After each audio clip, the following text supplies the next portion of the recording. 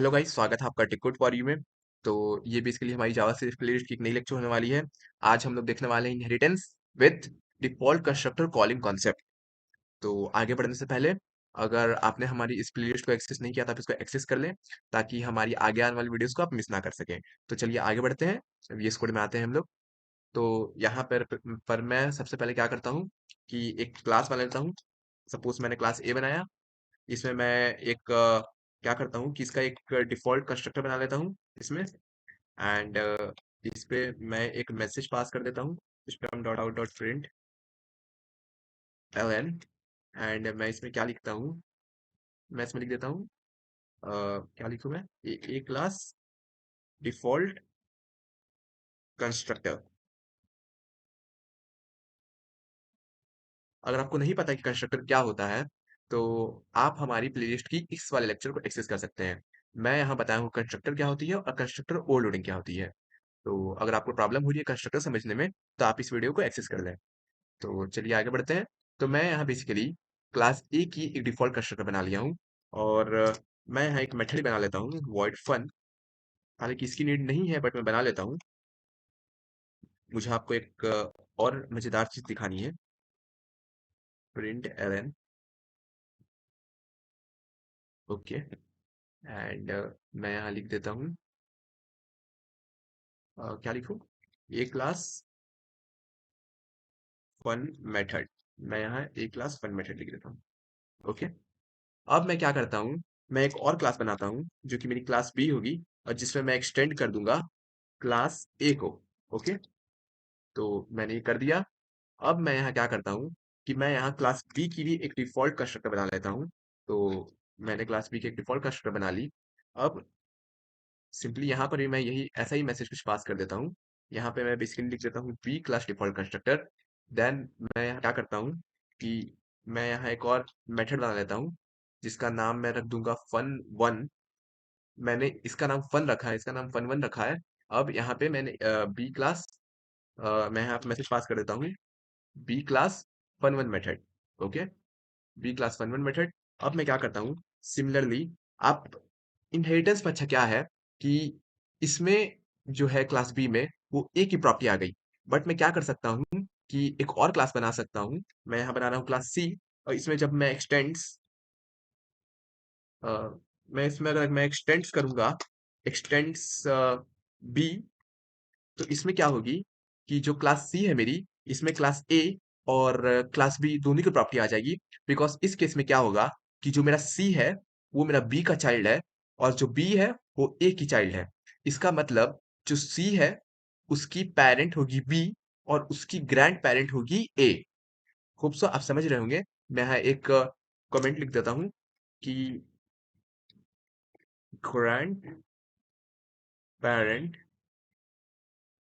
Of C, and ये है parent of C, parent of C है ये। एंड ये बेसिकली ये मेरी चाइल्ड क्लास है। तो मैं यहाँ एक कमेंट में चाइल्ड क्लास लिख देता हूँ, चाइल्ड क्लास है ये। अब यहाँ पे मैं चाइल्ड क्लास लिख देता हूँ। ओके। तो ये चाइल्ड क्लास है, मैंने लिख दिया। अब क्या है कि जो सी है, इसमें इसके ग्रैंड पेरेंट की भी प्रॉपर्टी होगी, और इसमें इसके पेरेंट की भी प्रॉपर्टी होगी। इसका मतलब जो सी है वो वॉइड फन वन मेथड को भी कॉल कर सकता है और एक्सेस कर सकता है, और मेरी वॉइड फन मेथड को भी एक्सेस कर सकता है। ठीक है। अब मैं यहाँ क्या करता हूँ कि मैं जो सी है इसकी एक डिफॉल्ट कंस्ट्रक्टर बना लेता हूँ। और मैं यहाँ मैसेज पास कर देता हूँ, सिमिलर टाइप का मैसेज मैं पास कर देता हूँ यहाँ पे। मैं यहाँ लिख देता हूँ सी क्लास डिफॉल्ट कंस्ट्रक्टर। ओके। अब इसको फॉर्मेटिंग कर देता हूँ थोड़ी अच्छे से, ताकि कोड मेरी थोड़ी सुंदर दिखे। तो मैंने फॉर्मेटिंग कर दी। अब मैं यहाँ क्या करता हूँ कि मैं यहाँ एक मेन मेथड बनाता हूँ। उप्स, मैं यहाँ एक मेन मेथड मेन क्लास बनाता हूँ सबसे पहले। उसके अंदर मेरी डिफॉल्ट मेथड जो कि है मेन, उसको मैं बना लेता हूँ, आप देख सकते हैं।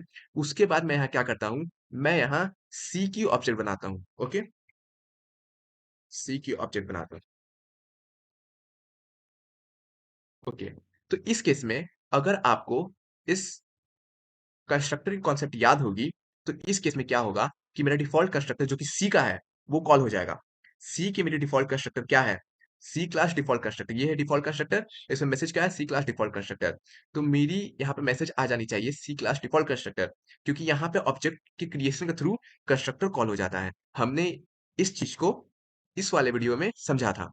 तो होप्स आपको प्रॉब्लम नहीं हुई होगी। तो चलिए इसके आउटपुट देखते हैं, इसकी आउटपुट क्या आएगी।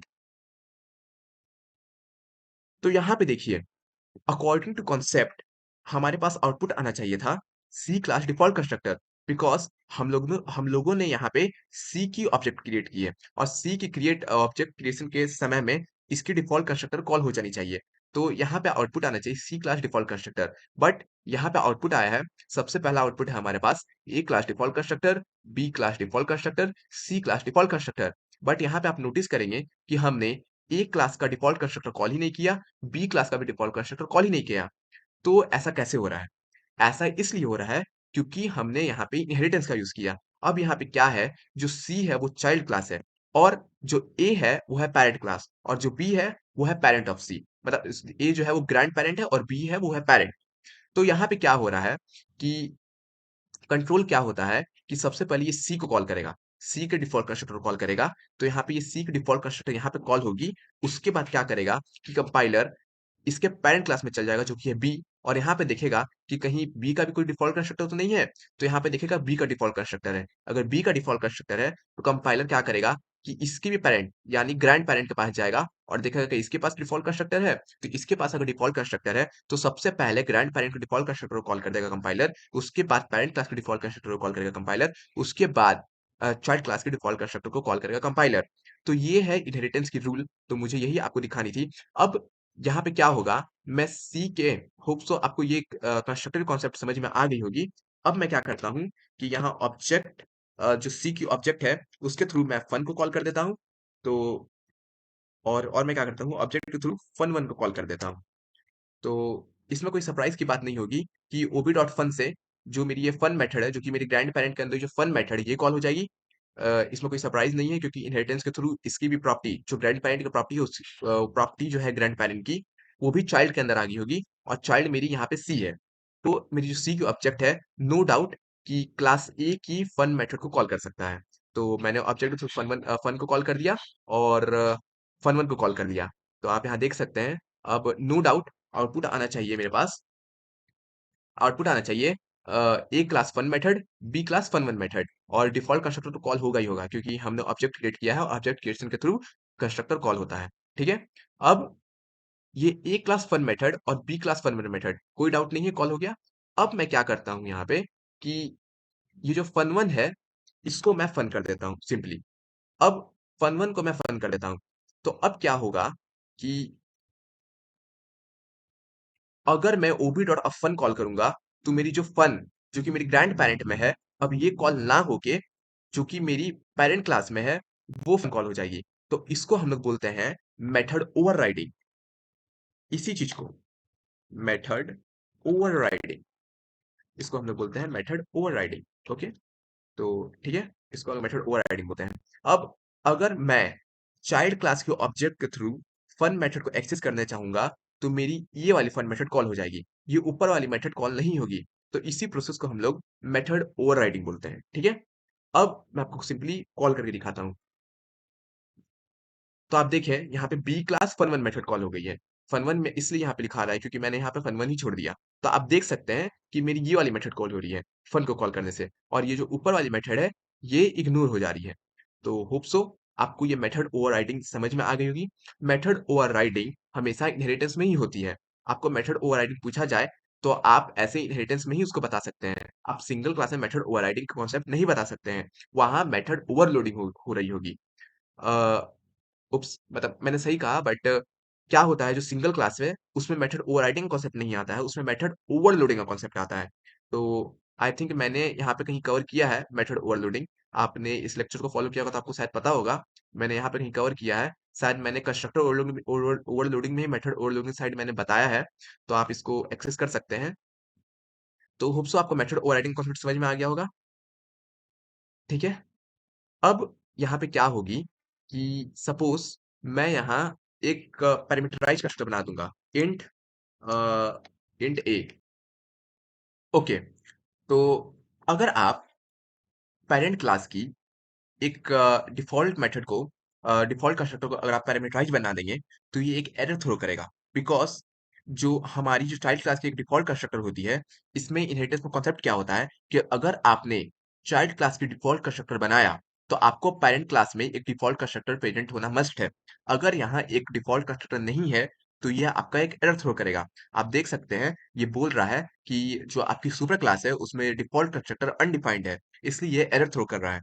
तो आपको आप ध्यान रखें कि इनहेरिटेंस में ये रूल है कि अगर आप एक चाइल्ड क्लास का डिफ़ॉल्ट कंस्ट्रक्टर बना रहे हैं, तो आपको पास पेरेंट क्लास की भी एक डिफ़ॉल्ट कंस्ट्रक्टर होनी चाहिए। आप सिंपली बी को सिंपली ऐसे डिक्लेयर करके छोड़ दें, तो ये सही होगी।